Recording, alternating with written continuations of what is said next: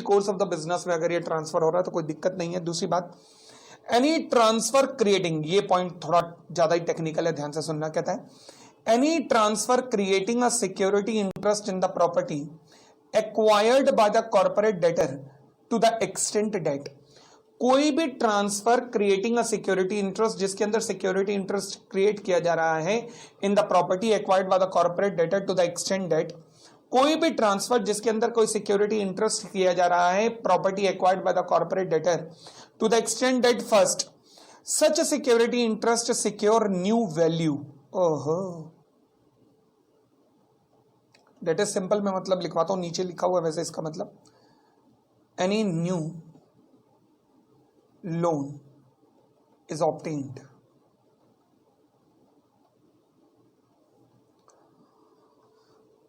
such a security interest secure any new value and was given at the time of or after the signing of a security agreement that contains a description of such property as security interest. Such a security interest secure new value and was given at the time of or after the signing of the security agreement. और ये security interest यानी कि जो property के अंदर आपने right है कब दिया, सिक्योरिटी एग्रीमेंट को साइन करते हुए या फिर उसके बाद कभी भी।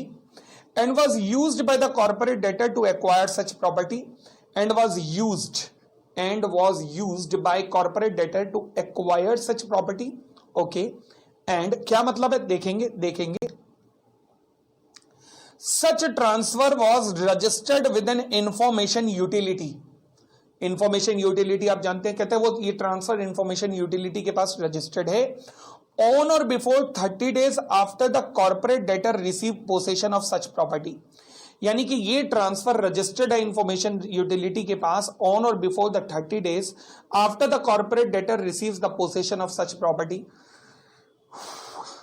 अच्छा, For the purpose of subsection 3 of this section new value, new value का मतलब क्या है खैर बाद में देखेंगे, पहले आप इनका मतलब समझिएगा जरा। नोट नंबर 2, मुझे तो पहले इनका मतलब बता दीजिए कि इनका मतलब क्या है।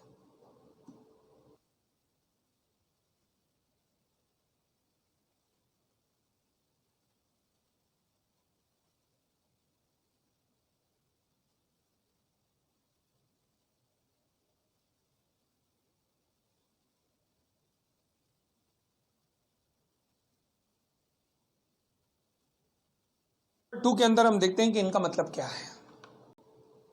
तो मे बी प्रोसीड नाउ। चले, now please come to note number 2।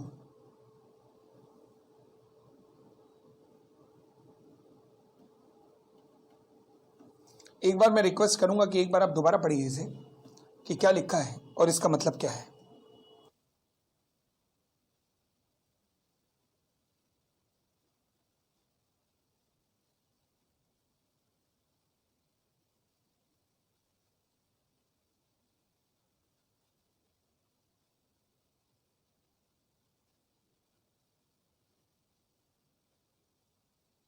चलिए, अब मैं एक काम करूंगा कि इसका मतलब समझने के लिए मैं आपके सामने कुछ एग्जांपल लूंगा। आप मुझे बताना फर्स्ट एंड सेकंड दोनों कंडीशन सेटिस्फाई होनी चाहिए, क्योंकि दोनों कंडीशंस के बीच में एंड लिखा है तो दोनों कंडीशन सेटिस्फाई होनी चाहिए। मुझे आप बताइएगा कि कंडीशन सेटिस्फाई हो रही है या नहीं। मैं आगे दे रहा हूं, आपके सामने दे रहा हूं सिचुएशन नंबर 1। सिचुएशन नंबर 1,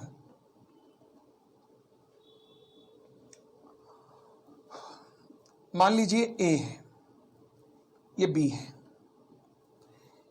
ए कोई एग्जिस्टिंग क्रेडिटर है। कैसे? क्योंकि इसने लोन दिया हुआ था बी को।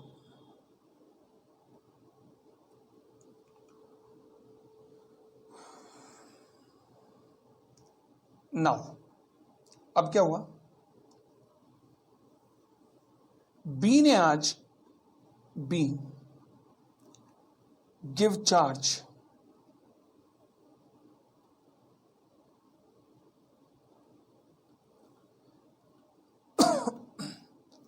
Over his property.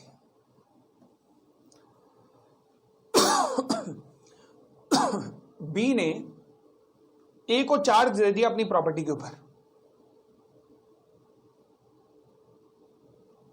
अब मुझे बताइए क्या ये न्यू वैल्यू के अंदर आप इसे कंसीडर करेंगे? मैंने कहा तभी ध्यान से पढ़िएगा, पहले पढ़ो। क्या ये न्यू वैल्यू है ना? अचानक ये बी तू अपना चार्ट दे रहा है, क्या ये गलत नहीं है? गलत है। तो मैं कहूंगा there is no new value, there is no new value. कोई नई वैल्यू नहीं आ रही है यहां पर बोरोवर के लिए। B is a corporate debtor I say, तो there is no such new value at all. मैं बी को कॉर्पोरेट डेटर ले रहा हूं। Now come to situation number 2। Situation number 2। अब ये सिचुएशन नंबर 2 के अंदर क्या हुआ? फिर मैं कहता हूं ये ए है, ये बी है, ये लोन है, एग्जिस्टिंग लोन।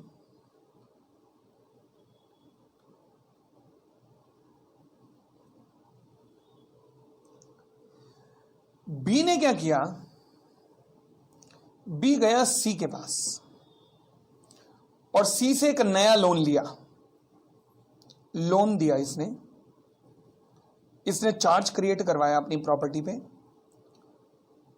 लोन दिया गया टू पे ऑफ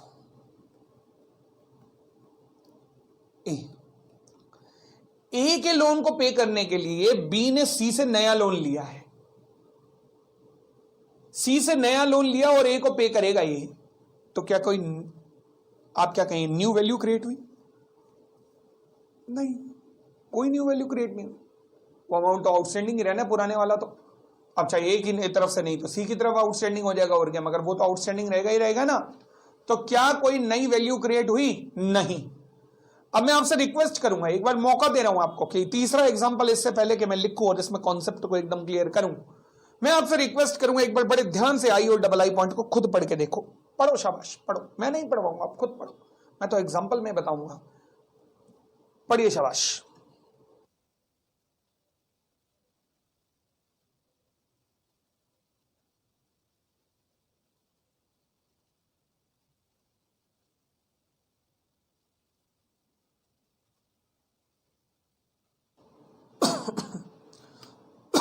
चलिए, आई होप आप पढ़ चुके हैं।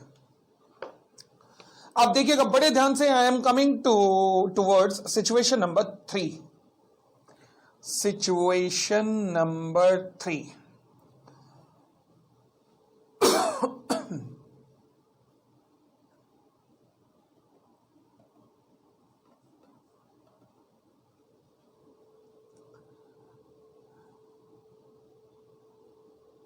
सिचुएशन नंबर 3, ये ए है, ये बी है। लोन दिया गया,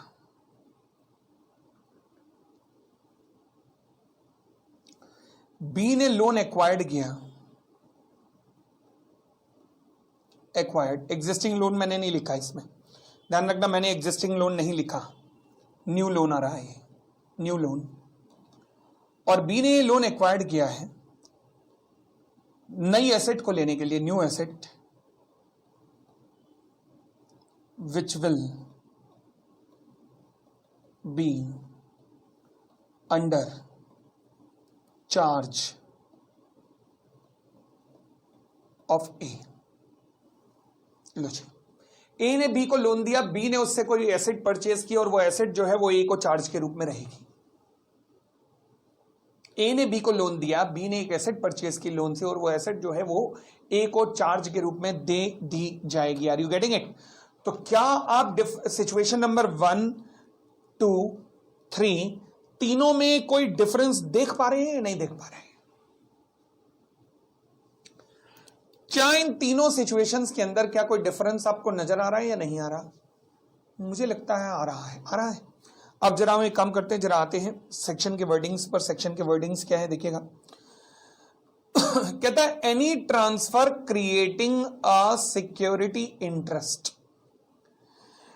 इन the property acquired by the corporate debtor, any transfer creating a security interest in the property acquired by the corporate debtor to the extent that such transfer that such interest secure new value, यानी कि कोई transfer जिसके अंतर्गत corporate debtor ने एक property acquired की है, to the extent that such security interest create new value, और इस सिक्योरिटी इंटरेस्ट की वजह से, यानी कि ये जो आपने चार्ज दिया उसकी वजह से आपको न्यू वैल्यू मतलब नया लोन मिल रहा है, and was given at the time of or after the signing of the security agreement, और ये लोन आपको या तो एट द टाइम ऑफ या signing of the security agreement के वक्त मिल रहा है, and contains a description of such property as a security interest, जिस लोन में एग्रीमेंट में लिखा है कि ये जो नई सिक्योरिटी है यही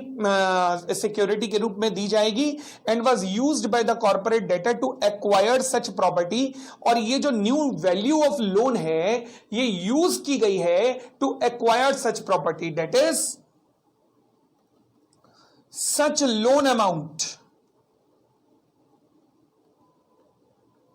is used या is utilized for acquisition of such property,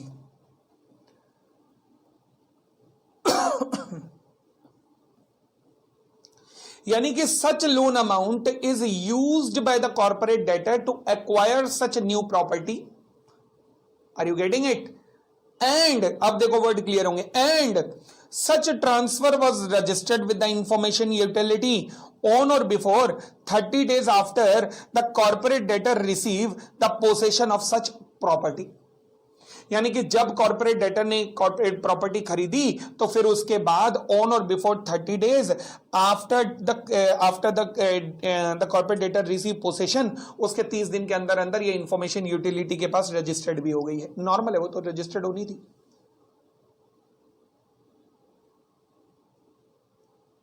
समझ आया? That is acquisition of property against such loan is properly registered with information utility, यानी कि इंफॉर्मेशन यूटिलिटी के पास ये प्रॉपर्ली रजिस्टर्ड हो गई है। दीजिएगा डन का मैसेज।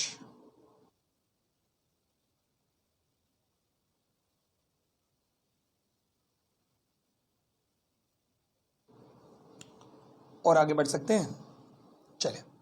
अब कहता है for the purpose of subsection 3 of this section the new value, new value का मतलब क्या होता है, मीन्स, न्यू वैल्यू मीन्स, पढ़िएगा पढ़िएगा पढ़िएगा, वैसे तो एग्जाम्पल में क्लैरिटी आ गई है। न्यू वैल्यू का मतलब क्या होता है, मनी और it's worth in the goods और सर्विसेज, मनी और इट्स वर्थ, यानी कि मनी या मनी की कीमत की वस्तुएं या फिर सर्विसेज, और न्यू क्रेडिट और नया credit period, release by the transferee of property previously transferred to such transferee in a transaction that is neither void nor voidable by the liquidator or the resolution professional under this code.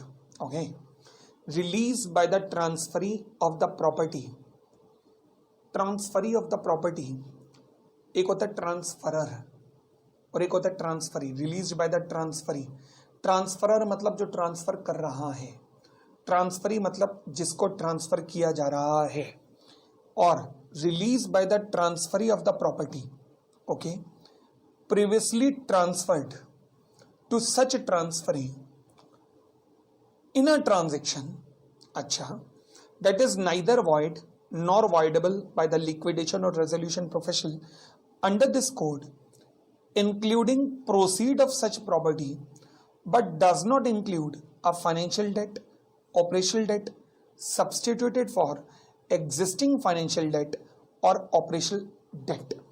इसका मतलब क्या है, including but does not include a financial debt और operational debt substituted for existing debt और operational date.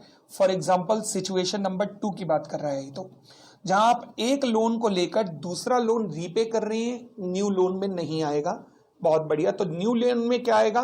कोई new value means money, और उसकी कीमत के गुड्स या सर्विसेज, या फिर नया क्रेडिट, या फिर release by the transferee of property previously transferred to such transferee in a transaction that is neither void nor voidable by the liquidator। इसका मतलब है कि वो ट्रांजैक्शन जिसके अंतर्गत ये जो कॉर्पोरेट डेटर है, जो कि ट्रांसफर है, जिसने प्रॉपर्टी एक्वायर की थी, इसने जो प्रॉपर्टी एक्वायर की उसे लिक्विडेटर ने कहीं भी वॉइडेबल या वॉइड घोषित नहीं किया है। यानी कि that is transaction of acquisition, शायद रिलेटेड पार्टी से परचेस की हो, ऐसा भी हो सकता है ना, मगर उसे वॉइड घोषित नहीं किया गया है bye transaction of acquisition of property by corporate debtor is not declared as void। Transaction of acquisition of property by the corporate debtor is not declared as void by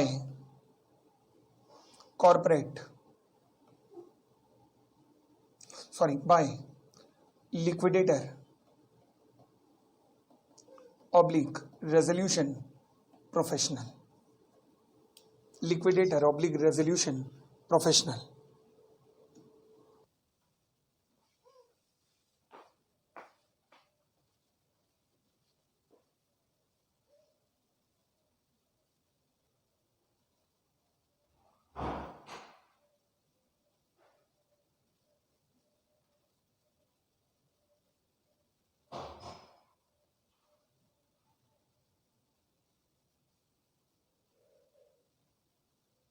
एक बच्चे का मुझे मैसेज आया कि सर आप class पढ़ाते हुए पानी बहुत ज़्यादा पी जाते हो। तो मैंने कहा हाँ ये सच है।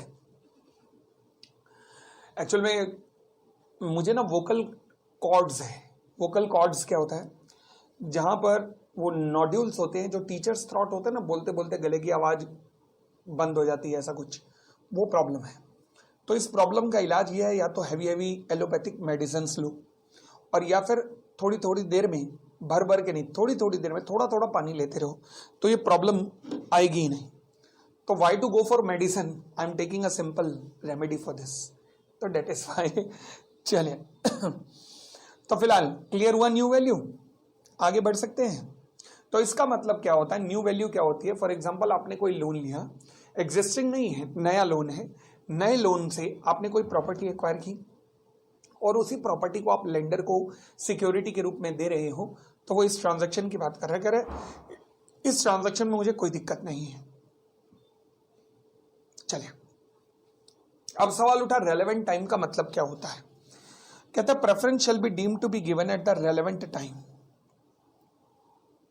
अब ये रेलेवेंट टाइम क्या है? सबसेक्शन 4 कहता है if it is given to a related party other than by the reason only of being an employee, यानी कि एम्प्लॉय को छोड़कर बाकी अगर रिलेटेड पार्टी कोई है, तो during the period of 2 year preceding the insolvency commencement date. Okay, तो इंसॉल्वेंसी कमेंसमेंट डेट से 2 साल पहले तक अगर कोई ट्रांजैक्शन हुई है तो उसे क्या माना जाएगा? Fraudulent preference. अच्छा, other than by the reason only of being an employ means अगर एम्प्लॉय की सैलरी वगैरह कोई आउटस्टैंडिंग चल रही है और वो अगर आपने पेमेंट कर दी है उसे, तो उसमें कोई दिक्कत नहीं है, वो फ्रॉडुलेंट प्रेफरेंस की कैटेगरी में नहीं आएगा अगर आपने एम्प्लॉय के रूप में सैलरी दे दी है। बट कहता है रेलेवेंट टाइम में क्या आएगा? अगर रिलेटेड पार्टी से होने वाली ट्रांजैक्शन है और पिछले 2 साल तक की ट्रांजैक्शन जो है इस कैटेगरी के अंदर आ जाएंगी। कंपनीज एक्ट में कितनी ट्रांजैक्शन लेते थे हम? 6 महीने तक की। अब यहाँ पर रिलेटेड पार्टी से रिलेटेड हो तो 2 साल, और अगर रिलेटेड पार्टी से रिलेटेड ना हो तो 1 साल। तो पढ़िएगा, a preference is given to a person other than a related party during the period of 1 year preceding the insolvency commencement date। Other than related party की बात करूं तो 1 साल पहले तक की ट्रांजैक्शन जो है वो यहां पर आ जाएंगी। ठीक हो गई इतनी बात, बढ़ सकते हैं आगे। चले, ये हम लोगों का था section 43। Now will come to the next section called as section 44, जो कहता है कि मान लीजिए आप ट्राइब्यूनल के पास एप्लीकेशन लेके गए कि सर जी फ्रॉडुलेंट प्रेफरेंस हुआ है। अब ट्राइब्यूनल मतलब आपकी इस एप्लीकेशन के बेसिस पर ऑर्डर पास करेगा। अब वो कौन कौन से ऑर्डर पास कर सकता है फ्रॉडुलेंट प्रेफरेंस के केस में, and all these cases are specified under section 44। चलिए देखना शुरू करते हैं।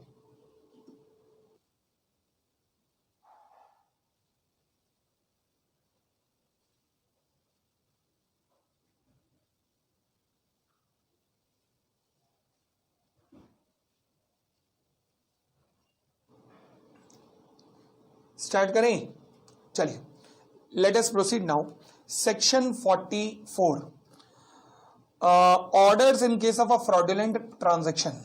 Orders in case of a fraudulent transaction, fraudulent transaction के केस में कौन कौन से ऑर्डर पास हो सकते हैं।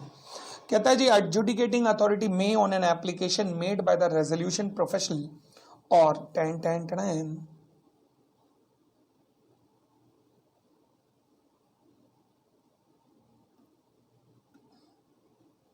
हाँ जी, the adjudicating authority may on an application made by the resolution professional or liquidator under subsection 1 of section 43 by an order क्या कर सकता है, require any property transferred in connection with the giving of the preference to be vested in the corporate debtor। यानी कि जो भी property transfer की है उसे कह सकता है कि ये कॉर्पोरेट डेटर के पास वापस आ जानी चाहिए। ये that is return of property to the corporate debtor, that is return of property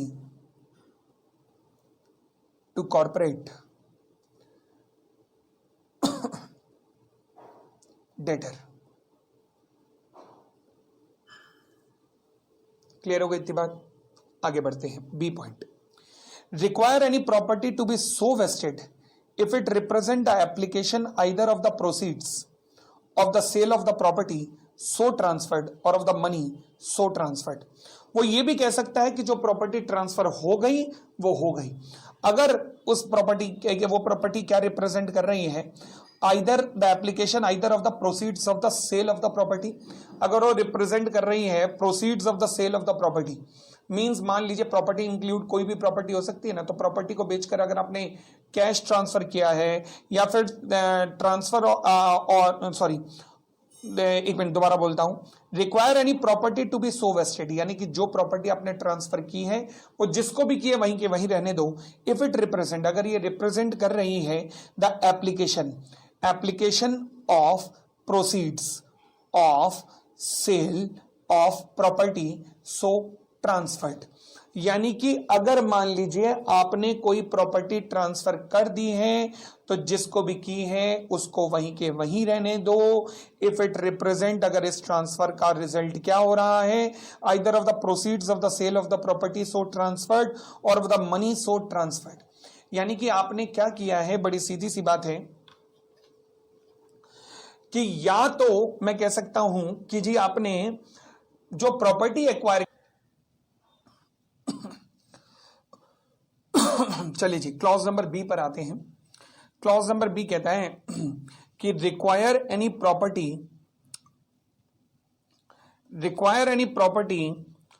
to be so vested if it represent the application either of the proceeds of sale of property so transfer or of the money so transfer। now what does it mean? भैया बड़ी सीधी सी बात है, require any property to be so vested, so vested का मतलब जिसकी बात पहले हो रही है, यानी कि corporate debtor, that is with corporate debtor.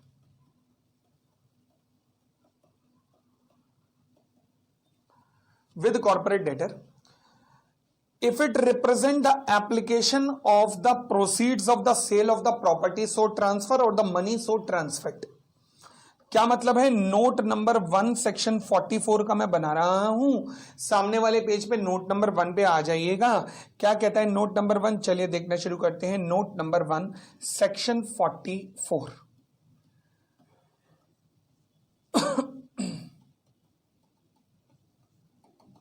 Note number 1 कहता जी मान लीजिए ये ए लिमिटेड है, ये बी लिमिटेड है।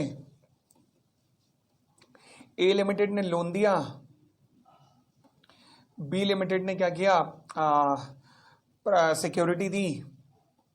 भाई भाई थे भाई, सब आपस में भाई भाई थे, रिलेटेड पार्टी थे। अब बी लिमिटेड ने डिफॉल्ट किया, बी लिमिटेड डिफॉल्ट। अच्छा ए लिमिटेड तुम्हारे पास ऑप्शन क्या होना चाहिए, तुम जाके डिफॉल्ट हुआ तो आईबीसी एक्सरसाइज करो ना, तुमने क्या किया, प्रॉपर्टी बेच दी। ए लिमिटेड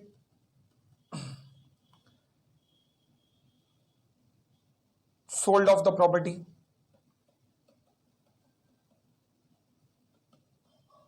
ठीक है ना। अब अमाउंट किसके पास है, amount with A limited, amount with A limited. अब ट्राइब्यूनल क्या डायरेक्शन दे सकता है कि ये जो अमाउंट है ए लिमिटेड के पास, इसे उठाकर चल कॉर्पोरेट डेटर को दे भाई, चल शाबाश। Now as per section 44 clause B, tribunal may require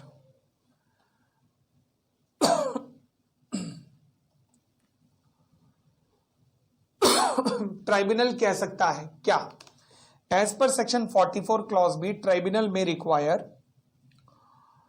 transfer of proceeds of sale of property, किसको, to be limited, that is corporate debtor, that is corporate debtor. तो वो कह सकता है जी कॉर्पोरेट डेटर को उठाकर जो आपने प्रॉपर्टी को बेचा है उसकी जो प्रोसीड्स है वो कॉर्पोरेट डेटर को उठाकर वापस कर दी जाए। ठीक हो गई थी बात, आगे। मगर मुझे इसमें और लिखा है और money so transferred, money so transferred. सवाल उठा क्या मनी भी प्रॉपर्टी का पार्ट होता है, हां। मैं कहता हूं जी ये बी लिमिटेड था, इसके क्रेडिटर थे creditor 1, creditor 2, creditor 3। B limited ने इसे मनी ट्रांसफर किया, ये मनी जो ट्रांसफर हुआ या फिर जो प्रॉपर्टी ट्रांसफर हुई, क्या मैं कह सकता हूं कि ये फ्रॉडुलेंट था, यस, थ्रू फ्रॉडुलेंट प्रेफरेंस या थ्रू प्रेफरेंशियल ट्रांजैक्शन। अब क्या होगा, क्या ट्राइब्यूनल ये कह सकता है कि चल बेटा क्रेडिटर 1 जो तेरे पास प्रॉपर्टी पहुंची है उसे वापस कर, the answer is yes. Now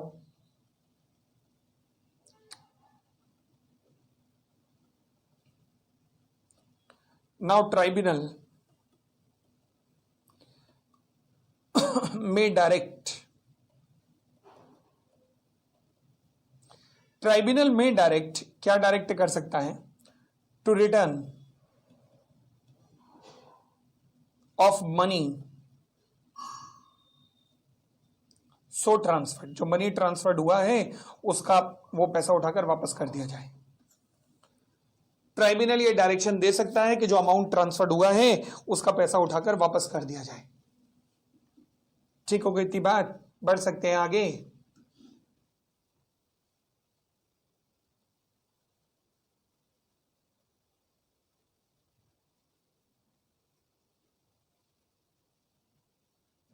चले कोई दिक्कत यहां तक,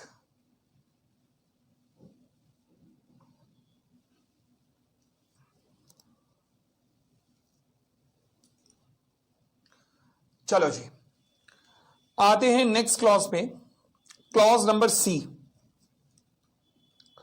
क्लॉज नंबर सी कहता है कि रिलीज और discharge of any security interest created by the corporate debtor. अच्छा, रिलीज और discharge of any security interest created by the corporate debtor. Security interest normally किसमें क्रिएट होता है, इमूवेबल प्रॉपर्टी में। तो यानी कि वो जो सिक्योरिटी इंटरेस्ट क्रिएट हुआ है वो मैं कह सकता हूं नल एंड वॉइड हो जाएगा, that is nil security.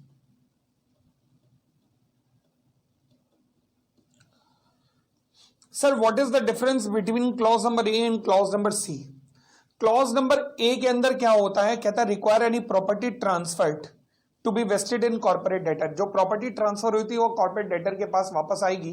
Property immovable भी हो सकती है और मूवेबल भी, चाहे मूवेबल थी वो भी वापस आएगी और इमूवेबल थी वो भी वापस आएगा। फॉर एग्जाम्पल जो रजिस्टर्ड मॉर्गेज था ना, जिसमें आपने उसके नाम कर दिया था, वो वापस आएगा। यहां पे केवल सिक्योरिटी इंटरेस्ट जो है वो निल एंड वॉइड हुआ है, यानी कि जो इक्विटेबल मॉर्गेज था वो बेकार हो चुका है। That is no equitable mortgage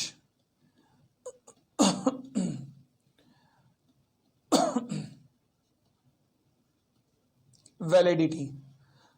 अब कोई भी इक्विटेबल मॉर्गेज वैलिड नहीं है।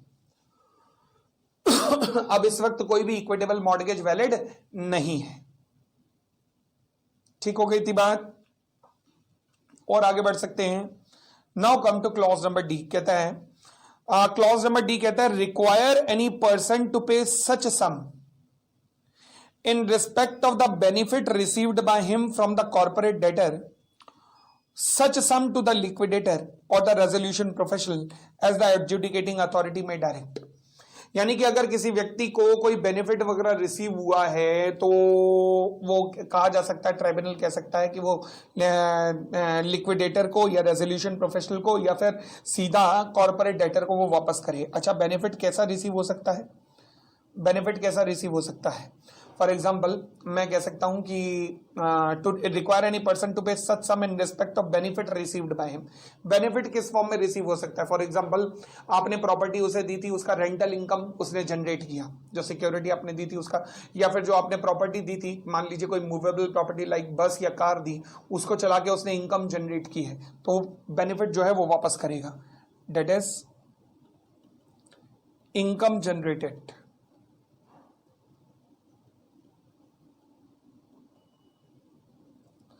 out of property so transferred।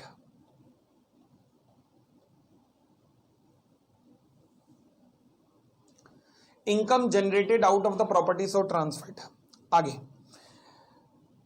तो require any person to pay such sum in respect of benefit received by him from the corporate debtor, यानी कि कोई भी अगर बेनिफिट वगैरह रिसीव हुआ है, कोई इनकम वगैरह रिसीव हुई है तो उसे वापस करेगा। आगे direct any guarantor whose financial debt और operational debt owed to any person were released, okay, or discharged by giving of the preference to be under such new or revived financial debt or operational debt to that person as the adjudicating authority deems appropriate। चुन चुन के शब्द लिखे हैं, चुन चुन के। इसको बहुत सिंपल शब्दों में लिखवा रहा हूं, देखना एक बार फिर दोबारा पढ़ना, एकदम क्लैरिटी आ जाएगी। क्या मैं इसे इन बड़े सिंपल शब्दों में लिख सकता हूं कि direct any guarantor to be under new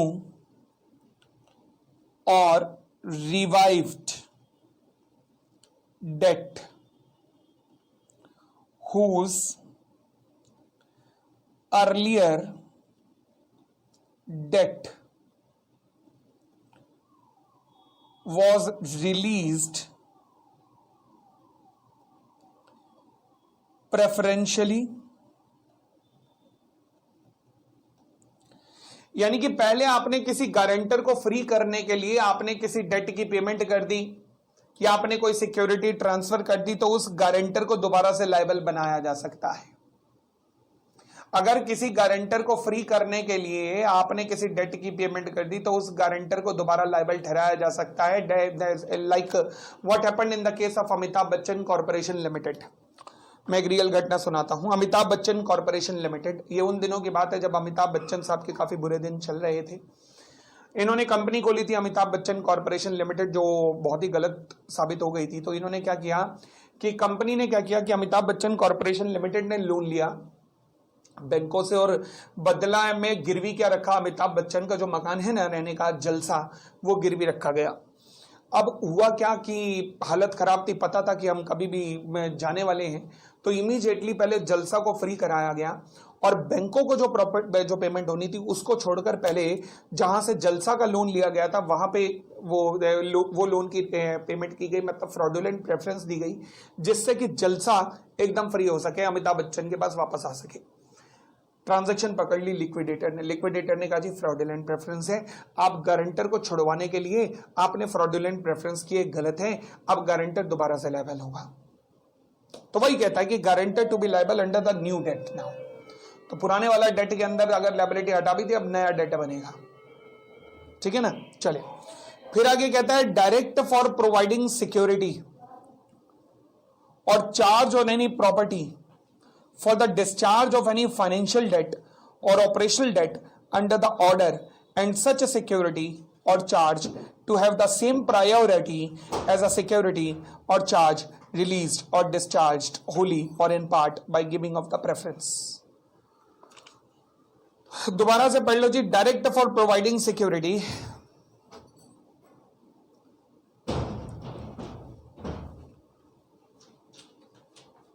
or charge on any property for the discharge of any financial debt or operational debt under the order and such a security or charge to have the same priority as a security or charge released or discharged। मैं इसे भी काम करता हूं ना, थोड़े simple version में लिखवाता हूं ताकि आपको ज्यादा समझ आएगा। Direct for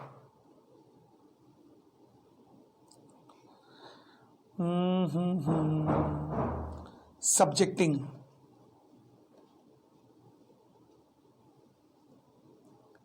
any property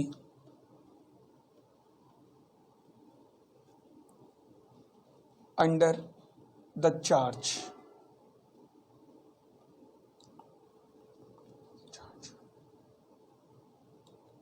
for discharge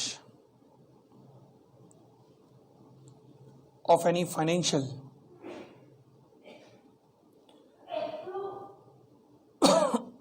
oblique operational debt।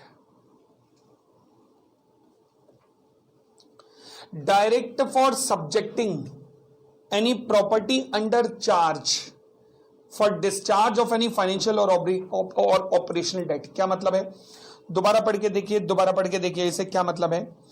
कहता है ट्राइब्यूनल डायरेक्ट कर सकता है फॉर प्रोवाइडिंग एनी सिक्योरिटी की कोई नई सिक्योरिटी प्रोवाइड की जाए और चार्ज ऑन एनी प्रॉपर्टी और नया चार्ज क्रिएट किया जाए for the discharge of any financial debt, किसी फाइनेंशियल डेट को डिस्चार्ज करने के लिए, और operational debt under the order, यानी कि किसी फाइनेंशियल डेट और ऑपरेशनल डेट को डिस्चार्ज करने के लिए किसी प्रॉपर्टी के ऊपर चार्ज क्रिएट किया जाए, एंड सच सिक्योरिटी और charge to have the same priority, और इस सिक्योरिटी की सेम प्रायोरिटी रहेगी एज सिक्योरिटी और चार्ज सो रिलीज और discharge wholly on part by giving of the preference.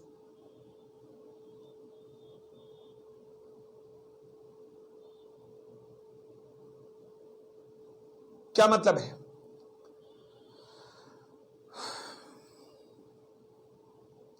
मतलब बड़ी सीधी सी बात है कि अगर आपने अपनी सिक्योरिटी को रिलीज करवाने के लिए, कॉर्पोरेट डेटर अगर आपने अपनी सिक्योरिटी को रिलीज करवाने के लिए कोई पेमेंट करी है, अगर आपने अपनी सिक्योरिटी को रिलीज करवाने के लिए कोई पेमेंट की है,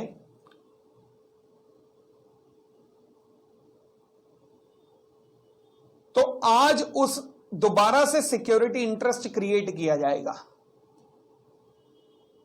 दोबारा से सिक्योरिटी इंटरेस्ट क्रिएट किया जाएगा, क्योंकि आपने अपनी सिक्योरिटी को छुड़ाने के लिए पेमेंट की। फॉर एग्जांपल, जैसे मैंने अमिताभ बच्चन कॉर्पोरेशन लिमिटेड का ही एग्जांपल लिया। Now in the case of Amitabh Bachchan corporation limited क्या हुआ कि क्या मैं कह सकता हूं कि दोबारा से अमिताभ बच्चन साहब आपको दोबारा से सिक्योरिटी देनी पड़ेगी, दोबारा से सिक्योरिटी देनी पड़ेगी, yes.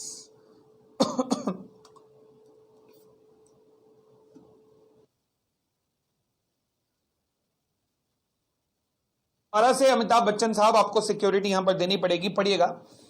Direct for providing any security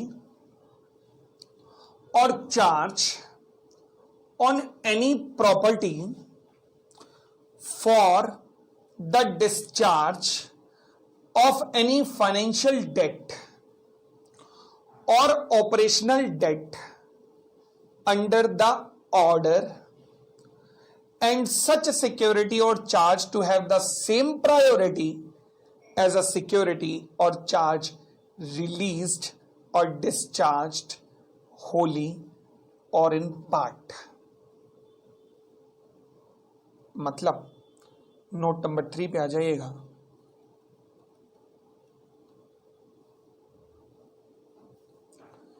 note number 3,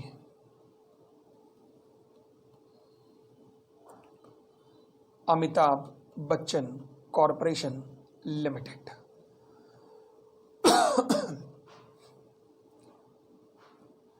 axis bank से लोन लिया,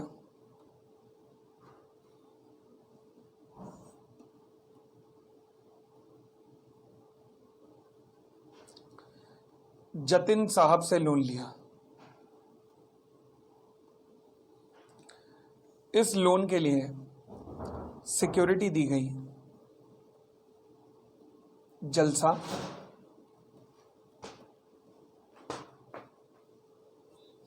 जलसा नाम की सिक्योरिटी दी गई। अब प्रॉपर्टी अमिताभ बच्चन के पर्सनल नाम पे थी, तो इसलिए पर्सनल गारंटी भी गई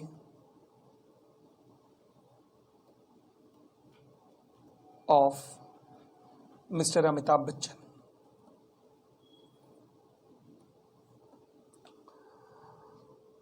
लॉजिकली जो पैसा बचा था कंपनी के पास, उससे पहले पेमेंट एक्सेस को बनती थी। First preference in payment as per law वो किसकी थी? एक्सिस बैंक की। बट पेमेंट किसको की गई? However Amitabh Bachchan corporation limited ensured payment to Jatin.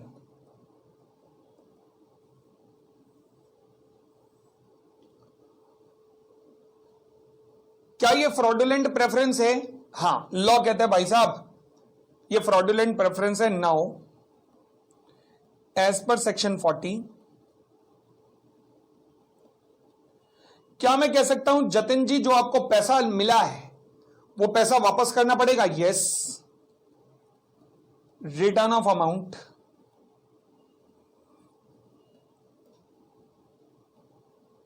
Bye Jatin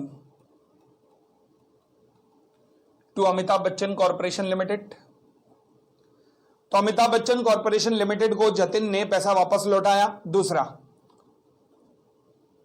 क्या पर्सनल गारंटी? अब जतिन का तो नुकसान हो गया ना।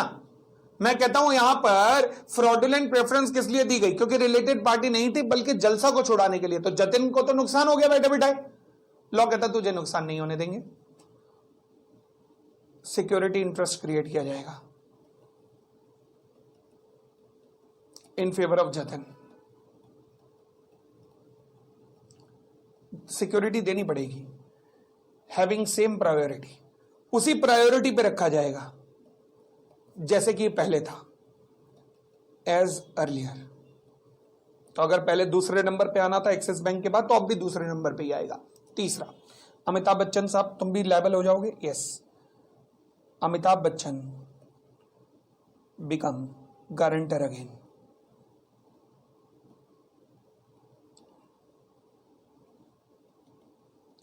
तो ये 3 पॉइंट में 3 चीजें कवर हो रही हैं, यानी कि सब कुछ उठाकर नल एंड वॉइड करके सब कुछ वापस जा रहा है। जो घटनाएं घटी उनको रिवर्स गियर के अंदर लेके वापस आ रहे हो।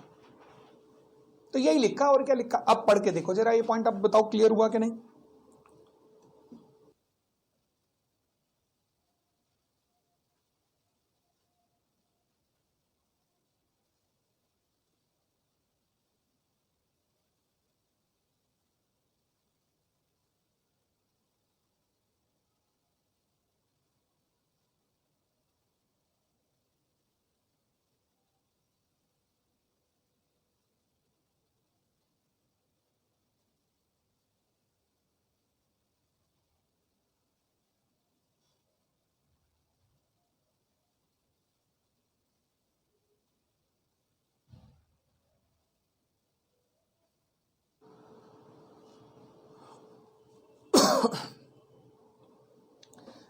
कहता है जी direct for providing the security और charge on any property for the discharge of any financial debt और operational debt under the order,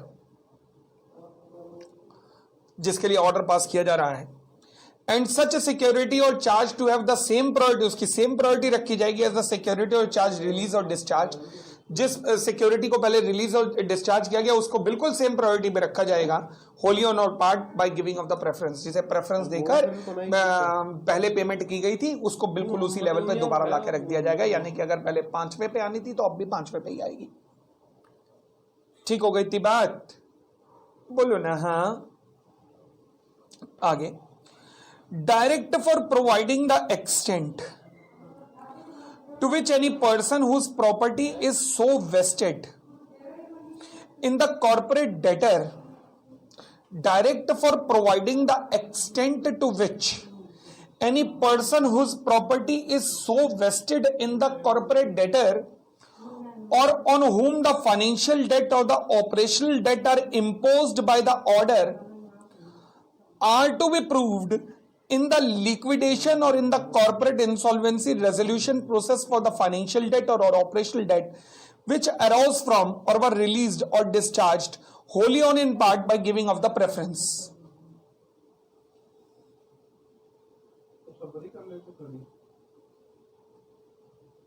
यानी कि जिस व्यक्ति को आपने फ्रॉडुलेंट प्रेफरेंस दी थी, आज उस क्रेडिटर को यह प्रूव करना पड़ेगा कि उसका डेट आउटस्टैंडिंग भी है या नहीं है। नोट नंबर 4 सिंपल वर्जन में लिखवा देता हूं। नोट नंबर 4 कहता है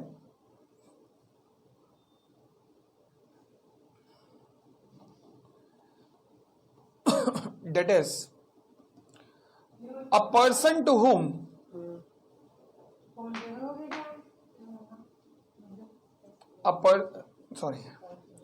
a person, creditor, etc.,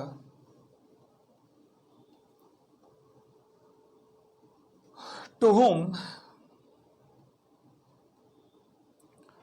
fraudulent preference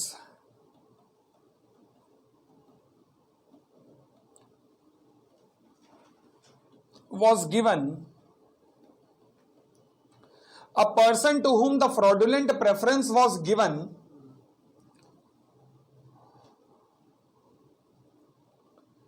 needs to prove his debt again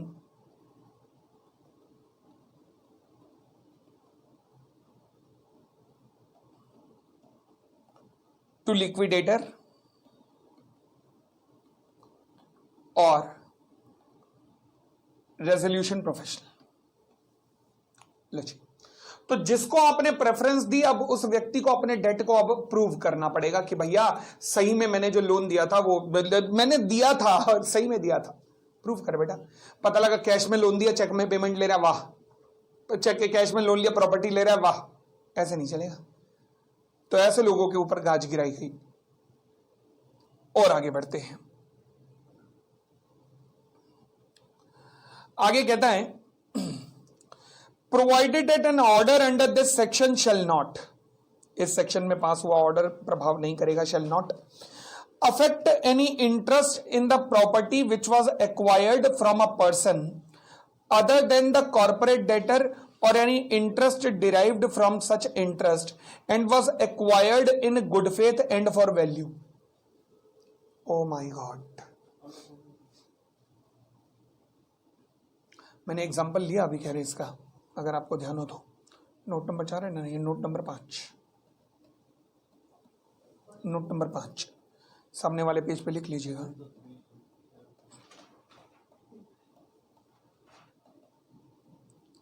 Ram A limited loan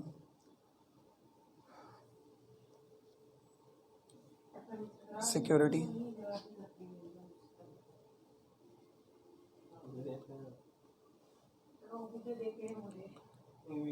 A limited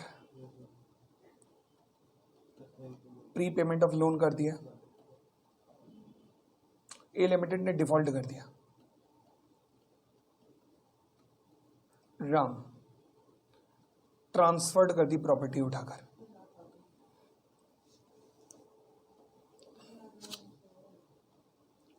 to अमर जो गुड फेथ में था। अब बताइए, राम से आप प्रॉपर्टी का पैसा रिकवर करेंगे या प्रॉपर्टी? अमर का टाइटल अफेक्ट नहीं होगा। Title of property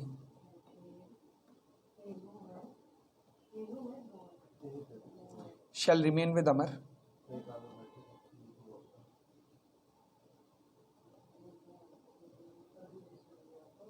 and Ram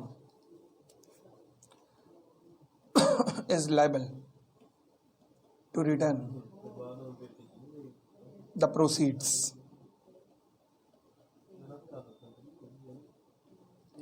section 44B यही तो किया था अभी, यही तो किया था सेक्शन 44B। तो लिख लीजिएगा, फटाफट लिख लीजिएगा।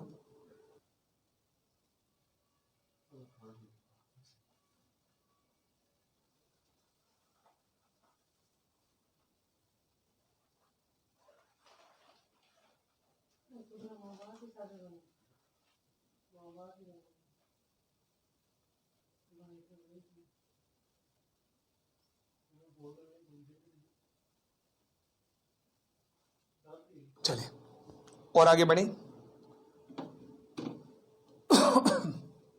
आगे कहता है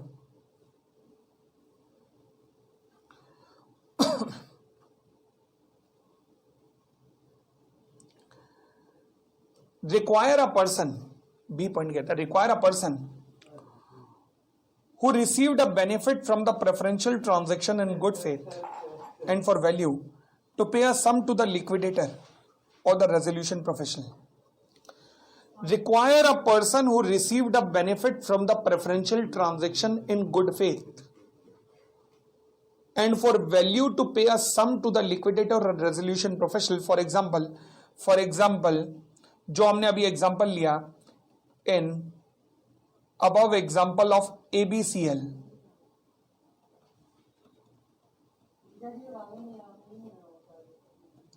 Jatin was directed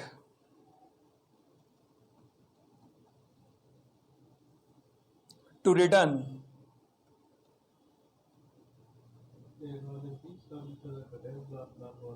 the amount to liquidator। ऐसा हुआ था ना। चलिए फिर कहता है आगे एक्सप्लेनेशन 1 में कहता है कि for the purpose of this section it is clarified that where a person who has acquired an interest in the property from another person other than the corporate debtor। For example जैसे मेरे case में अभी राम से अमर ने property लिया, अमर ने interest लिया और who has received a benefit from the preference or such another person to whom the corporate debtor gave the preference। For example Amar getting property from Ram. कौन सा एग्जाम्पल था आपका? कौन सा एग्जाम्पल था? Note number 5।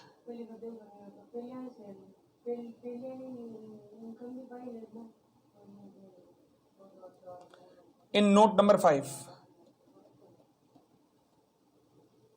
आगे, for the purpose of this section it is clarified that where a person who has acquired an interest in the property for another person other than the corporate debtor or who has received a benefit from the preference or such another person to whom the corporate debtor gave the preference had sufficient information of the initiation or commencement of the insolvency resolution process of the corporate debtor। Okay, it means if the Amar was having sufficient information of the insolvency or is a related party, it shall be presumed that interest was acquired or benefit was received other than in good faith unless the contrary is shown।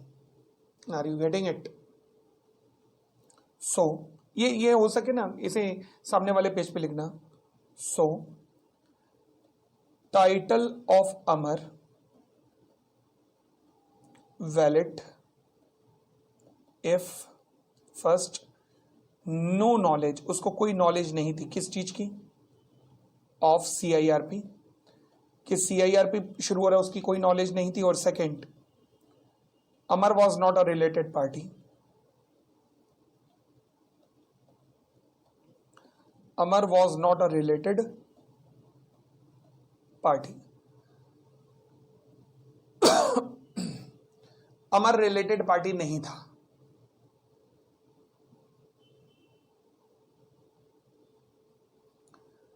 ठीक हो गई बात। और आगे बढ़ते हैं, explanation number 2 पर आते हैं। कहता है a person shall be deemed to have a sufficient information और opportunity to avail such information if the public announcement regarding the CIRP has been made under section 13. Wow, that's great. कहता है अमर को माना जाएगा इंफॉर्मेशन थी अगर public announcement हो चुकी थी।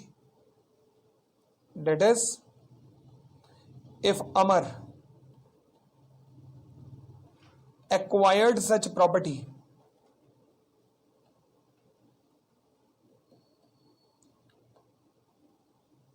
after public announcement,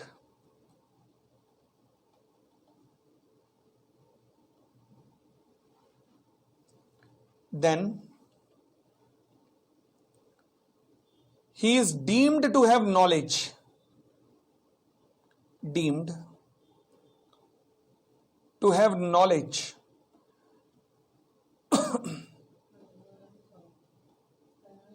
and he is deemed to have the knowledge, उसको इस चीज की नॉलेज थी, and shall not be considered in good faith,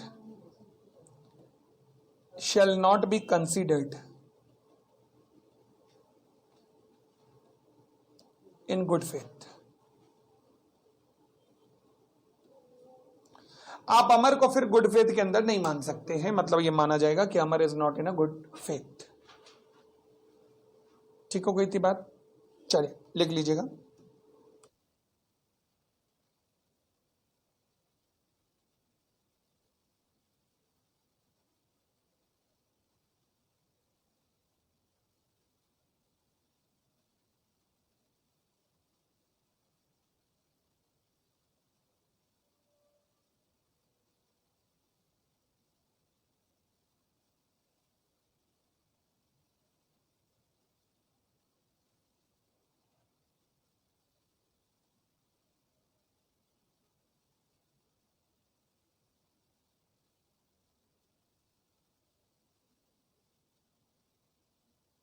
section 45 जो बात करता है अवॉइडेबल ट्रांजैक्शन की।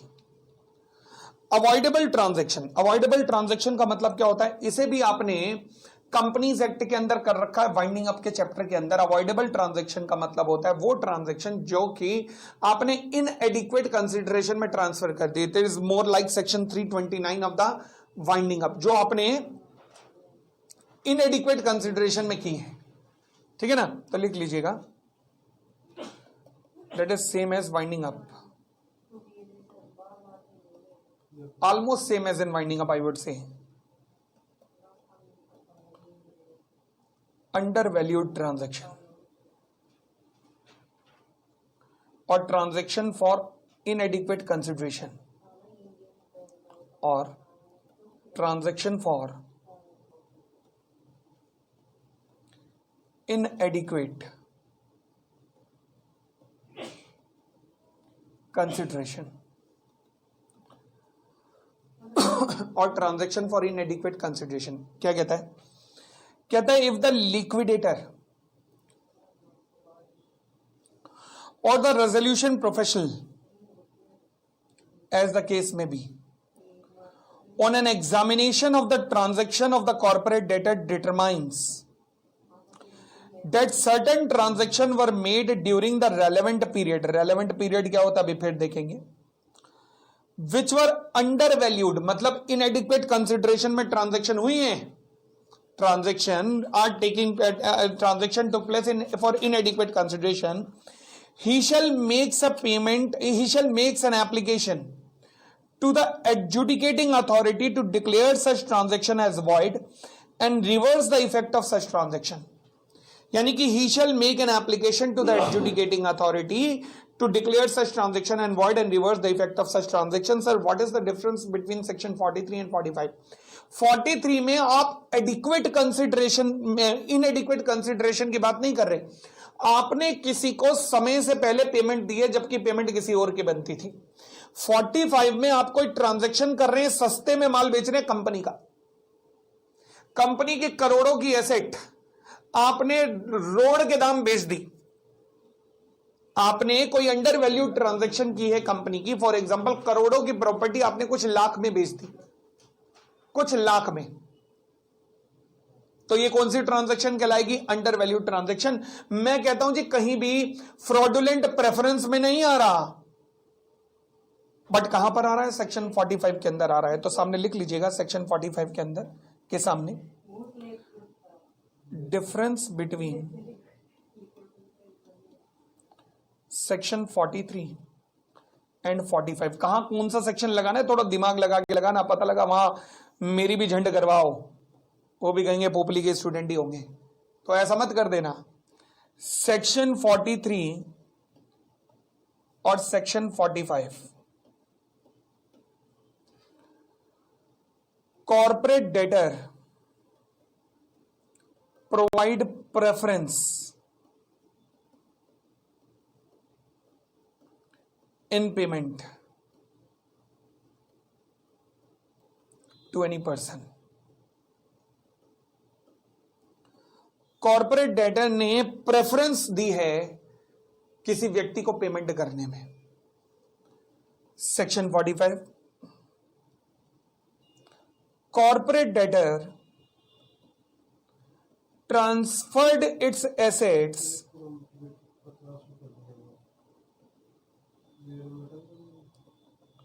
For inadequate consideration.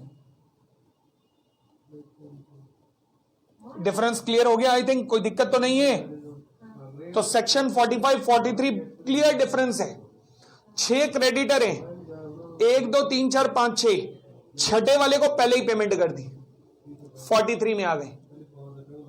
मेरे पास एसेट थी 10 करोड़ की, मैंने बेच दी 1 लाख रुपए में, 1 करोड़ रुपए में, 45 में आ गए। क्लियर हो गई इतनी बात?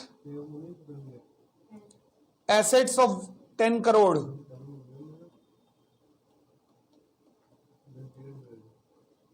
was sold off, was transferred for rupees 1 crore only।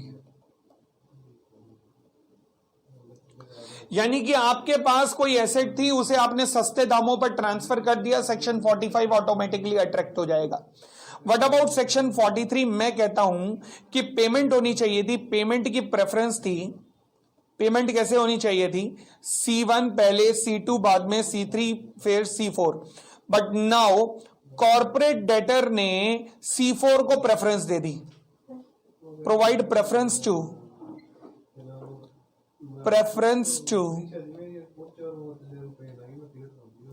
C4। लिख लो जी, ये लिख लो, फटाफट लिख लो, फटाफट लिख लो।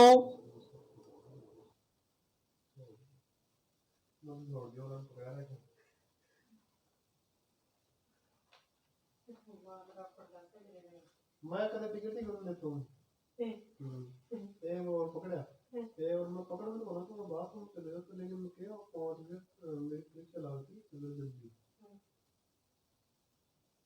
तो जल्दी के मैं जल्दी ट्रेन में जाता हूं, पूजा एक्सप्रेस आती जम्मू वाली।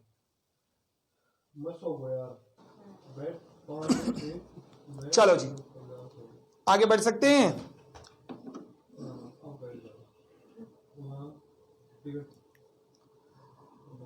तो ये मेन डिफरेंस है किसके बीच में? 43 के बीच में एंड 45 के बीच में। Now please proceed further. कहता है a transaction shall be considered as undervalued with a corporate debtor. कोई ट्रांजैक्शन अंडर वैल्यूड कब मानी जाएगी? जब कॉर्पोरेट डेटर ने क्या गुल खिलाए हों? Makes a gift to the person, किसी को उठा के वो प्रॉपर्टी वैसी गिफ्ट दे दी। वाह वाह वाह वाह, अपने घर में खाने को नहीं है, औरों के घर लंगर करा रहे हो, शाबाश। आगे, लंगर मतलब औरों को, समाज को बांटते फिर रहे हो, शाबाश। आगे,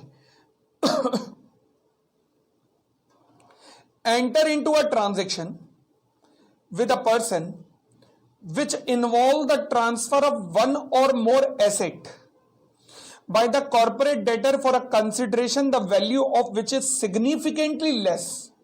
अगर थोड़ा मटेरियल हुआ, मतलब मार्केट में 10 लाख की थी, आपने 9 लाख रुपए की बेच दी, कोई दिक्कत नहीं, बट 10 लाख की प्रॉपर्टी 2 लाख, वो गड़बड़ है। तो ये कौन देखेगा सिग्निफिकेंट? ये रेजोल्यूशन प्रोफेशनल कॉल लेगा या फिर लिक्विडेटर कॉल लेगा। कहता है enter into a transaction with a person which involve the transfer of one or more asset of the corporate debtor for a consideration the value of which is significantly less than the value of the consideration provided by the corporate debtor. जब corporate debtor ने उसे खरीदा था उस time value कुछ और थी, आज कुछ और हो गई, वाह। And such transaction has not taken place in the ordinary course of the business of the corporate debtor. ये कोई ordinary course of the business में ट्रांजैक्शन नहीं हुई कि जहां पे आप उसको किसी को डिस्काउंट पे बेच रहे हो, नहीं, ये क्या नॉर्मल ट्रांजैक्शन है।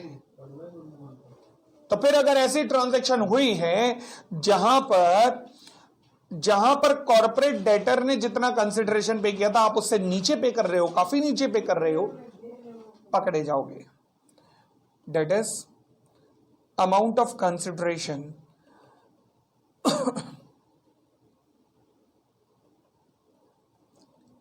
is quite less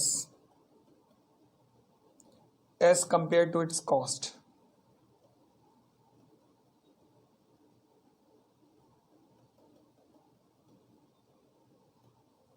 लो जी सर, अगर मान लीजिए आपने 1 करोड़ की ट्रांजैक्शन खरीदी और आज की डेट में 50 करोड़ उसकी वैल्यू है, मगर हमने 40 करोड़ में बेच दी, हमें आज की डेट में देखनी है आज की डेट में प्रॉपर्टी की कॉस्ट क्या होगी। आपने 50 साल पहले 1 करोड़ की खरीदी थी, मुझे उससे लेना देना नहीं है, चले, ठीक है। सेक्शन 46 देखिएगा क्या कहता है। कहता है relevant period for avoidable transaction. ये अवॉइडेबल ट्रांजैक्शन के लिए रेलेवेंट पीरियड कौन सा होगा? ये जो सेक्शन 45 की ट्रांजैक्शन है, under section 45, in an application for avoiding a transaction at the under value, the liquidator or the resolution professional, as the case may be, shall demonstrate that such transaction was made with any person within a period of 1 year preceding the insolvency commencement date, बिल्कुल same, और such transaction was made with a related party within a period of 2 years preceding the insolvency commencement date।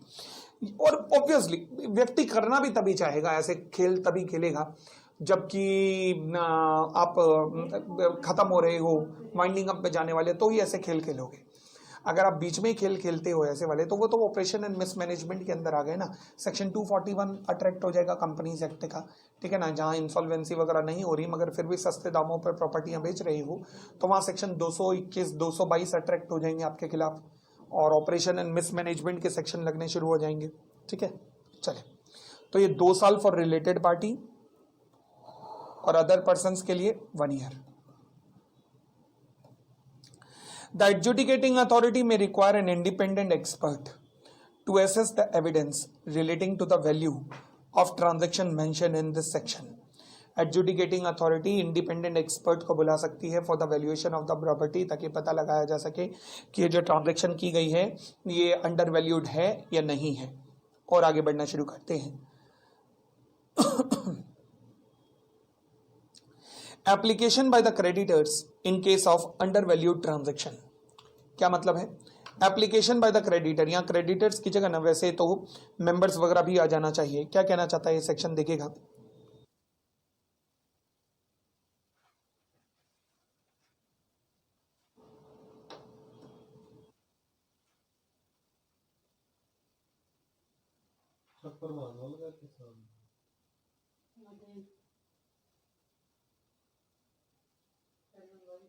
में application of creditor oblique member भी लिख सकता हूं, तो कहता है application by creditor oblique member in case of under valued transaction. कहता है जी where an under valued transaction has taken place, and the liquidator or the resolution professional, as the case may be, has not reported it to the adjudicating authority. जब कोई under value transaction हुई है और the liquidator और resolution professional ने इसे adjudicating authority को report नहीं किया है, अ क्रेडिटर, भाई बड़ी सीधी सी बात है, अगर कोई अंडर वैल्यू ट्रांजैक्शन हुई है, इट इज द रिस्पॉन्सिबिलिटी, अभी हमने देखा 45 में, of the resolution or professional or the liquidator to report it to the tribunal. But अगर मान लीजिए वही गड़बड़ कर रहे हैं, अपने प्रोफेशनल एथिक्स के खिलाफ जा रहे हैं, तो फिर अंडर वैल्यू ट्रांजैक्शन को कौन रिपोर्ट कर सकता है? क्रेडिटर और मेंबर भी रिपोर्ट कर सकते हैं. अ क्रेडिटर और मेंबर और partner of a corporate debtor, as the case may be. Partner of a corporate debtor, for example corporate debtor में एलएलपी भी तो आता है ना, इन केस ऑफ एलएलपी.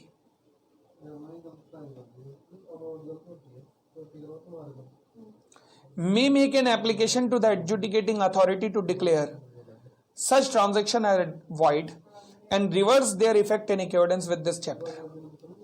यानी कि क्रेडिटर और मेंबर की एप्लीकेशन पे भी काम हो सकता है. That is when resolution professional oblique liquidator not acting professionally.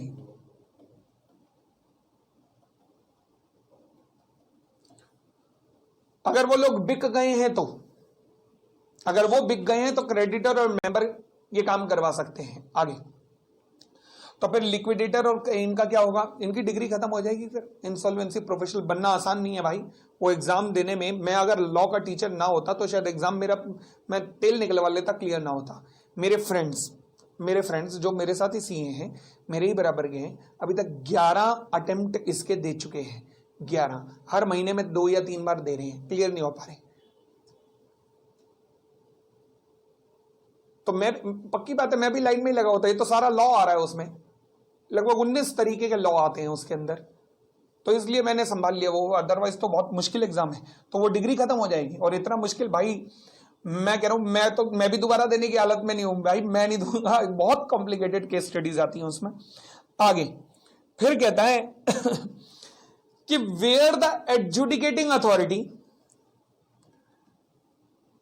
After examination of the application is satisfied that, adjudicating authority satisfied that the under valued transaction had occurred and the liquidator or the resolution professional, as the case may be, after having sufficient information or opportunity to avail information, did not report to such transaction to the adjudicating authority, it shall pass an order. अगर मान लीजिए liquidator और resolution professional को पता ही नहीं लगा, तो liquid तो फिर एडजुडिकेटिंग उन्हें कहेगी, अथॉरिटी उन्हें कहेगी कि चलो पता करो और तुम आओ यहां पर लेकर, इनको मत लो.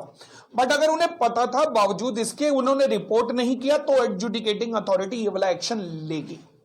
ठीक हो गई इतनी बात. आगे restoring the position as it existed before such transaction and reversing the effect thereof in the manner laid down in 45 and section 48, 45 and 48, and requiring the board मतलब IBBI, सेबी मत लेना या बोर्ड ऑफ डायरेक्टर भी मत लेना, to initiate the disciplinary proceeding against the liquidator or resolution professional, as the case may be. कैसे की जाती है disciplinary proceeding? We will look into this aspect as well. अब order in case of under value transaction 48 लिखा ना, 48 का reference ई आ गया जी, 48 का रेफरेंस. तो आइए 48 पे आते हैं. Order in case of under value transaction तो क्या क्या पास कर सकता है?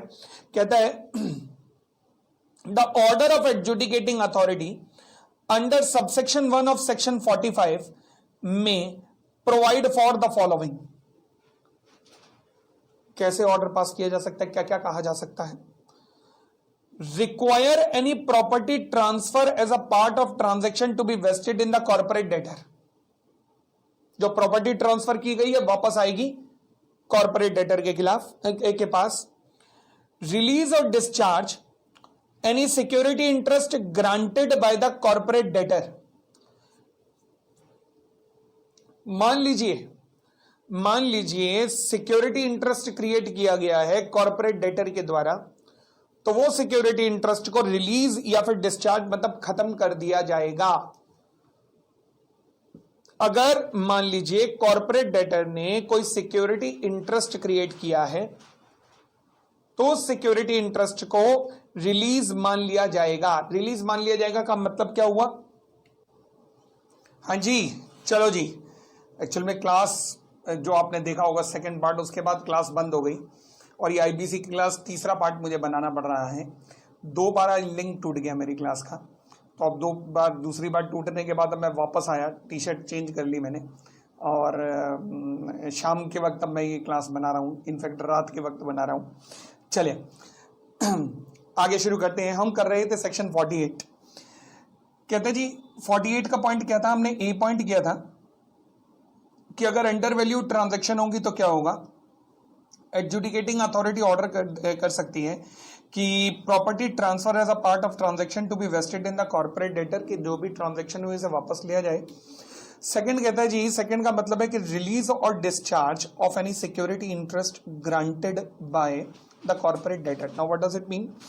भाई साहब, इसका कहने का मतलब ये है कि मान लीजिए कि अगर there is a company called A limited, corporate debtor है, ये राम है। राम ने अगर कंपनी को लोन दिया और कंपनी ने एज अ सिक्योरिटी अपनी प्रॉपर्टी दे दी प्रॉपर्टी एज सिक्योरिटी। लोन दिया गया 1 करोड़ रुपए का और सिक्योरिटी की वैल्यू थी 50 करोड़ रुपए। क्या मैं कह सकता हूं बहुत ही छोटे से लोन के लिए बहुत बड़ी सिक्योरिटी आप लोगों ने दे डाली है? The answer is yes. ऐसे केसेस में अगर आपको लगता है कि लोन का अमाउंट बहुत छोटा है और सिक्योरिटी की वैल्यू बहुत ज़्यादा है और ये व्यक्ति सिक्योरिटी को कब्जे में रखेगा, इतनी बड़ी सिक्योरिटी को छोटे से अमाउंट के लिए कब्जे में रखेगा, तो लॉ मेकर ने कहा कि एडजुडिकेटिंग अथॉरिटी क्या ऑर्डर पास कर सकती है? देखिएगा, रिलीज और discharge any security interest granted by the corporate debtor. ठीक हो गई इतनी बात? आगे बढ़िएगा। कहता है require any person to pay such sum in respect of any benefit received by such person. यानी कि अगर उस व्यक्ति को कुछ बेनिफिट रिसीव हुआ है, फॉर एग्जांपल जो सिक्योरिटी आपने बेची थी उस पर ना आईसीआईसीआई बैंक मेरा टेनेंट था। अब आईसीआईसीआई बैंक टेनेंट था, मैंने प्रॉपर्टी ट्रांसफर की, इस व्यक्ति को आईसीआईसीआई बैंक से रेंटल इनकम आई होगी, तो क्या मैं रेंटल इनकम रिटर्न मांग सकता हूँ? The answer is yes. यानी कि for example rental income earned to be returned।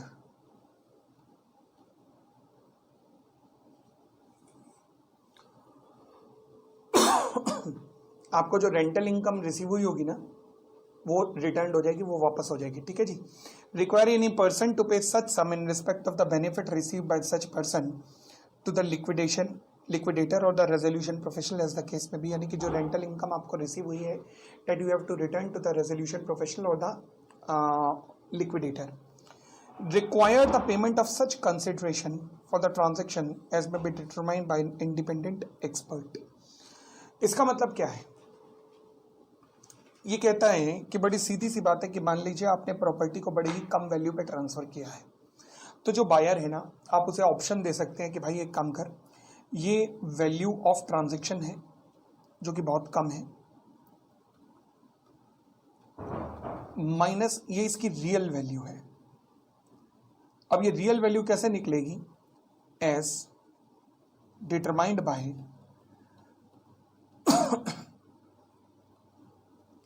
Independent expert. Independent expert.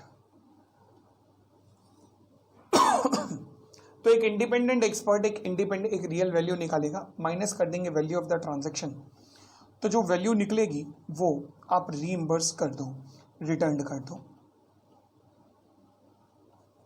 ये भी एक ऑप्शन है। आपको प्रॉपर्टी नहीं देनी पड़ रही, बस आपको जो आपको एडिशनल बेनिफिट मिला है ना, वो बेनिफिट हम आपसे ले लेंगे, बस। बड़ी सीधी सी बात है। ठीक है ना? चले आगे हमारा सेक्शन आता है सेक्शन 49, जो कहता है कि ट्रांजैक्शन डिफ्रॉडिंग द क्रेडिटर्स। मान लीजिए किसी अंडर वैल्यूड ट्रांजैक्शन का पर्पस ही डिफ्रॉड करना है। किसके साथ? क्रेडिटर्स के साथ डिफ्रॉड करना है। किसी अंडर वैल्यूड ट्रांजैक्शन का पर्पस ही क्रेडिटर्स के साथ डिफ्रॉड करना है, तो फिर क्या होगा? पड़ेगा कहता where the corporate debtor has entered into an undervalued transaction और adjudicating authority satisfied है that such transaction was deliberately entered into by such corporate debtor means undervalued fraudulently undervalued transaction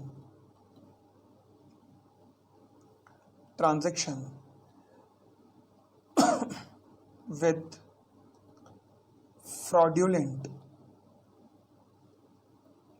purpose.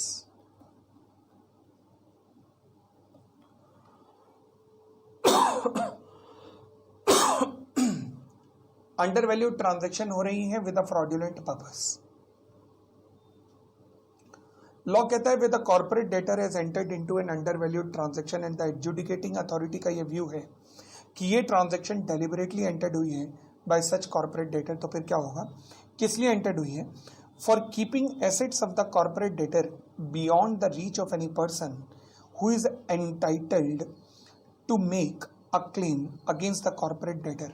ओहो, यानी कि एडजुडिकेटिंग अथॉरिटी सेटिस्फाई है कि ये जानबूझकर ऐसा किया गया है ताकि इस एसेट को beyond the reach of any person who is entitled to make a claim against the corporate debtor, that is उन क्रेडिटर्स की पहुंच से दूर रखा जाए जिनका लॉजिकली इस पर अधिकार होना चाहिए. जानबूझ के ट्रांजैक्शन की गई है ताकि उन क्रेडिटर की पहुंच से इसे बाहर निकाल दें जिनका लॉजिकली इस ट्रांजैक्शन के ऊपर, इस एसेट के ऊपर अधिकार होना चाहिए. और in order to adversely affect the interest of such a person in relation to the claim. Again, creditors का interest affect करने के लिए ऐसा किया गया है, that is interest of creditors.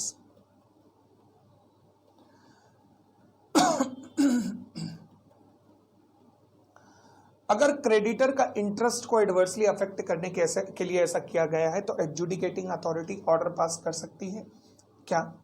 Restoring the position as it existed before such transaction as if the transaction had not been entered into. यानी कि इस तरीके से पोजीशन को रीस्टोर कर लेना कि जैसे ये ट्रांजैक्शन कभी हुई ही नहीं है. इस तरीके से ट्रांजैक्शन को रीस्टोर कर लेना कि जैसे ये ट्रांजैक्शन कभी हुई नहीं है, मतलब जो भी आपने प्रॉपर्टी ट्रांसफर की उसे वापस कर दिया जाएगा, जो पैसा आया वो लौटा दिया जाएगा. All the benefit must be restored, सारे बेनिफिट उठाकर लौटा दिए जाएंगे. ठीक है ना. And protecting the interest of a person who are victim of such transaction means that is now this property to be used for satisfaction of claim of creditors. अब इस प्रॉपर्टी को किस लिए यूज किया जाएगा? For satisfaction of the claim of the creditors, यानी कि creditors के क्लेम को सेटिस्फाई करने के लिए अब इस प्रॉपर्टी का अपन लोग यूज करेंगे. ठीक हो गई थी बात. चले और आगे कहता है provided that an order under this section, मतलब provided that an order under this section आगे shall not affect any interest in the property which was acquired from a person other than the corporate debtor. Okay. Any order passed by the adjudicating authority shall not affect the interest of those who acquired from a person other than the corporate debtor and was acquired in a good faith for value without notice of the relevant circumstance or affect any interest deriving from such an interest. बड़ी सीधी सी बात है भाई, बड़ी सीधी बात है. सामने वाले पेज पे एग्जांपल लिखना. मैं कहता हूं मान लीजिए ए लिमिटेड, राम,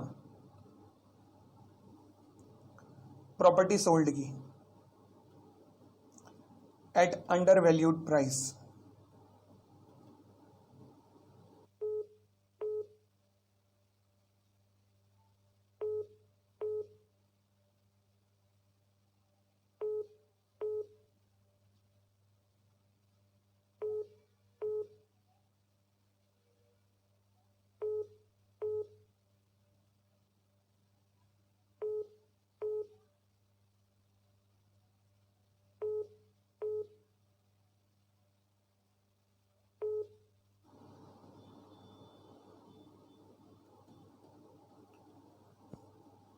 राम ने क्या किया, ये प्रॉपर्टी अमर को दे दी। अमर कौन था, गुड फेथ में था। क्या अमर का टाइटल वैलिड रहेगा? The answer is yes.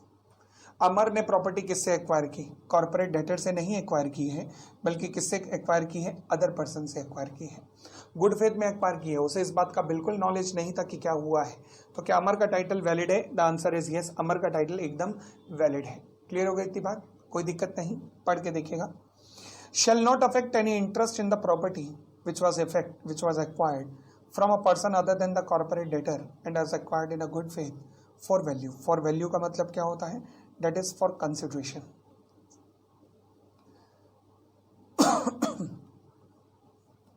Consideration में एक्वायर्ड किया गया था without notice of the relevant circumstance.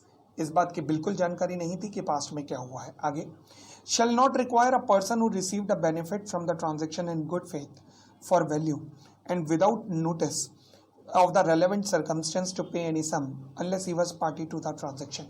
यानी कि अमर को जो रेंटल इनकम रिसीव भी हुई होगी प्रॉपर्टी से, वो भी रिकवर नहीं की जा सकती। Debt is any rental income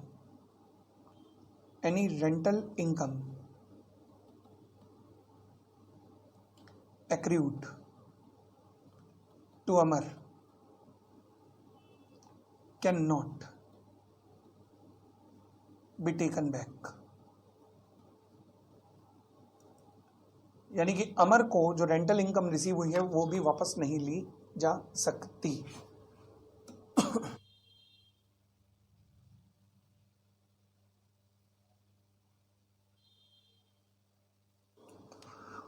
ठीक हो गई थी बात? आई होप हम आगे बढ़ सकते हैं। चलें,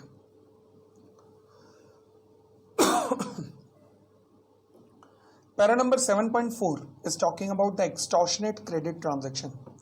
एक्सटॉर्शनेट का मतलब होता है बहुत ही बड़े लेवल की, बहुत ही ऊंचे लेवल की जो ट्रांजैक्शन होती है, मतलब आसमान छूने वाली। क्या मतलब? आसमान छूने वाली क्रेडिट ट्रांजैक्शन। मतलब ये कौन सी क्रेडिट ट्रांजैक्शन है? मतलब कई बार ऐसा होता है, कुछ ट्रांजैक्शन ऐसी होती हैं जो कॉर्पोरेट डेटर करता तो है, जहां पर वो फाइनेंशियल डेट या ऑपरेशनल डेट लेता है, परंतु टर्म्स उसकी इतनी ज्यादा डेंजरस होती है, इतनी ज्यादा आसमान छूने वाली कीमतों पे लेता है। For example, rate of interest है 70% पर एनम, 10% महीना, 5% महीना। ये इंसानी रेट ऑफ इंटरेस्ट नहीं है। 60% सालाना रेट ऑफ इंटरेस्ट है। कोई बैंकों को दो, वो 3% नहीं दे रहे मुश्किल से, तो तुम 60% पे रेट ऑफ इंटरेस्ट पे पैसा ले रहे हो। और पता है रियल एस्टेट में लगे हुए लोग ये लेते भी हैं, 5% महीना तो आराम से लेते हैं ये लोग। तो आप सोच के देखो जरा कि अगर कॉर्पोरेट डेटर ने इतना महंगा क्रेडिट उठाया कहीं से, तो फिर क्या होगा? तो कहते हैं एडजुडिकेटिंग अथॉरिटी उसकी लाज रखेगा। एडजुडिकेटिंग अथॉरिटी उसकी लाज रखेगा और वो ऑर्डर पास कर सकता है एक्सटॉर्शनेट क्रेडिट ट्रांजैक्शन के लिए सेक्शन 51 के अंदर, जहां वो कहेगा इतना ज़्यादा पे करने की जरूरत नहीं है, ये डेट वॉइड है, ऐसे ही ऑर्डर पास कर सकता है। बट फिलहाल लिख लीजिएगा, debt is loan at excessive rate of interest by corporate debtor.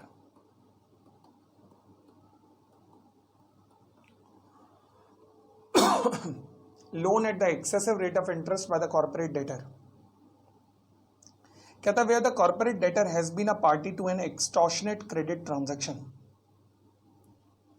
involving the receipt of the financial or operational debt during the period within 2 years preceding the insolvency commencement date. The corporate debtor has been party to an extortionate credit transaction. बड़ी ही huge credit transaction कोई हुई है, excessive rate of interest pay हुई है, involving the receipt of the financial or operational debt during the period within 2 year preceding the insolvency commencement date. पिछले 2 साल के अंदर कभी भी the liquidator or the resolution professional as the case may be may make an application for avoidance of such transaction to the adjudicating authority if the terms of such transaction required exorbitant payment to be made by the corporate debtor.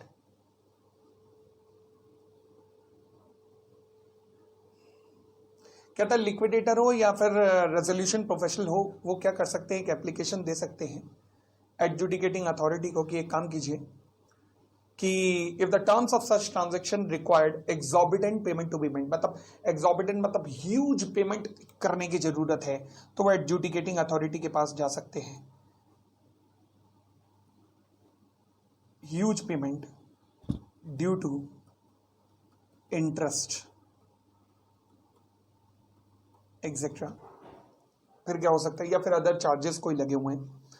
The board में specify the circumstance in which a transaction shall be covered under subsection 1. IBBI मतलब board मतलब IBBI वो scenario provide कर सकता है कि कब कब कोई ट्रांजेक्शन एग्जॉर्बिटेंट होगी. नहीं है, वो अभी प्रिस्क्राइब नहीं है. For the purpose of this section it is clarified that any debt extended by any person providing the financial services which is in compliance with any law for the time being in force in relation to such debt shall be no event to be considered as an extortionate credit transaction. वो कहता है मान लीजिए अगर आप कोई lending कर रहे हैं and debt lending is allowed by any other act, तो हमें कोई दिक्कत नहीं. फॉर एग्जांपल मैं आपको बताता हूं, जैसे बैंकिंग कंपनियां जब लोन देती है ना, तो आप बैंकिंग कंपनी पे ये क्लेम नहीं कर सकते कि एक्सटॉर्शनेट क्रेडिट ट्रांजैक्शन हुई है. क्यों? क्योंकि एक एक्ट है यूजीरियस लोन्स एक्ट. यूजीरियस लोन्स एक्ट एक एक्ट है जो कि बैंकिंग कंपनीज को सुरक्षा प्रदान करता है कि अगर banking company excessive rate of interest पे लोन देती भी है तो उनके खिलाफ एक्सटॉर्शनेट क्रेडिट ट्रांजैक्शन का केस नहीं हो सकता. तो इसलिए लिखा है कि अगर कोई लॉ कोई ये सुविधा प्रदान करता है in relation to such debt, तो वो एक्सटॉर्शनेट क्रेडिट ट्रांजैक्शन नहीं माना जाएगा. मींस बैंकिंग कंपनी के ऊपर आप एलिगेशन नहीं लगा सकते. That is banking company have been safeguard have received safeguard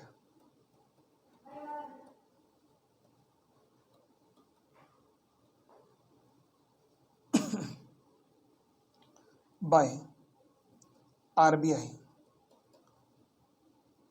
oblique usurious loans act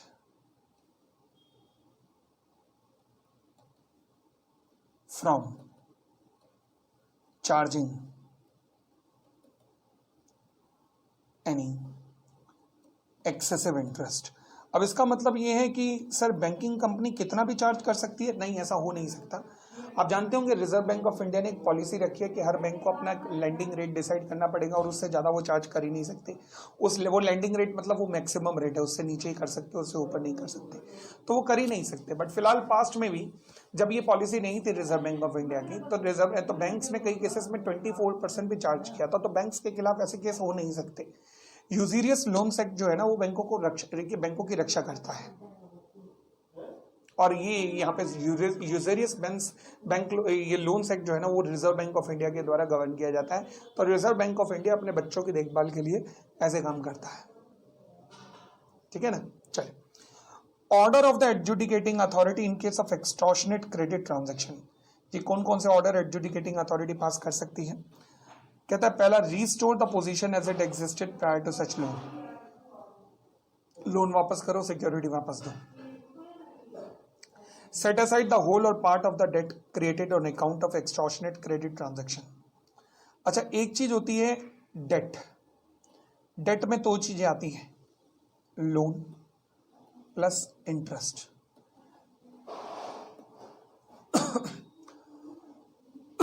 loan plus interest दोनों मिलकर बनता है debt. Are you getting it?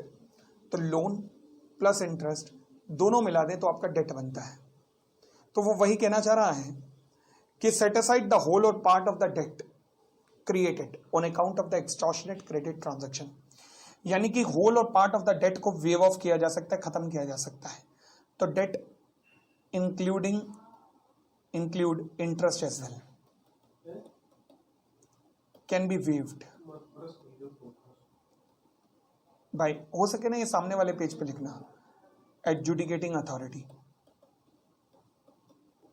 ये इसके सामने वाले पेज पे लिखना, ऐसे एरो डाल के लिख देना कि इसके लिए लिख रहे हैं आप.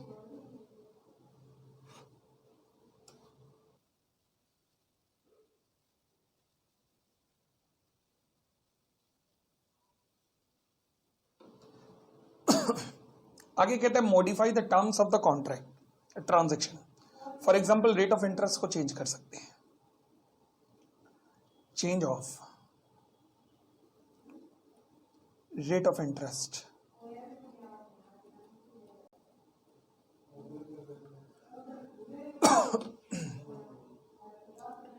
रेट ऑफ इंटरेस्ट को चेंज किया जा सकता है।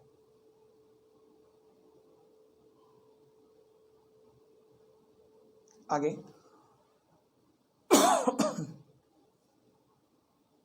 require any person who is or was a party to a transaction to repay any amount received by such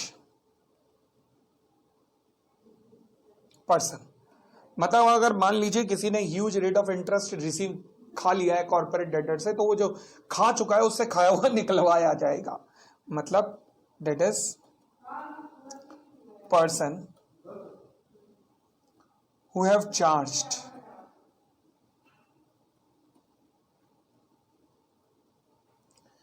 excessive interest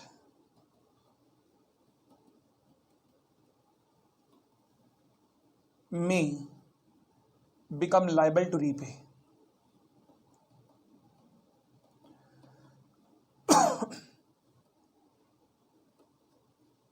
ठीक हो गई इतनी बात, आगे बढ़ेगा। आगे कहता है require any security interest that was created as a part of the extortionate credit transaction to be relinquished in favour of the liquidator और resolution professional as the case में भी। मतलब कोई सिक्योरिटी इंटरेस्ट जो कि इस एक्सटॉर्शनेट क्रेडिट ट्रांजैक्शन में create किया गया उसे नल एंड वॉइड घोषित कर दिया जाएगा। यानी कि any security created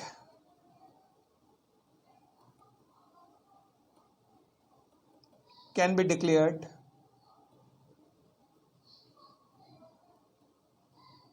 as null and void।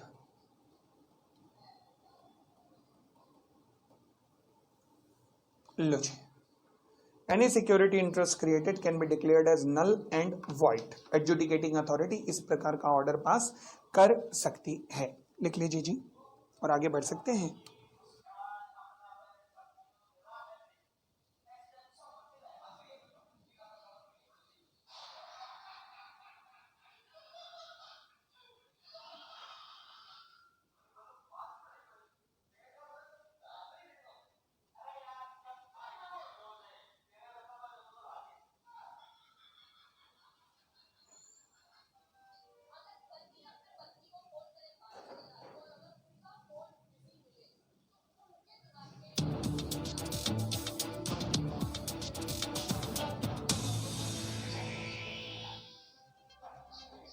देश का सबसे प्रतिष्ठित प्रोफेशन और सबसे मुश्किल परीक्षा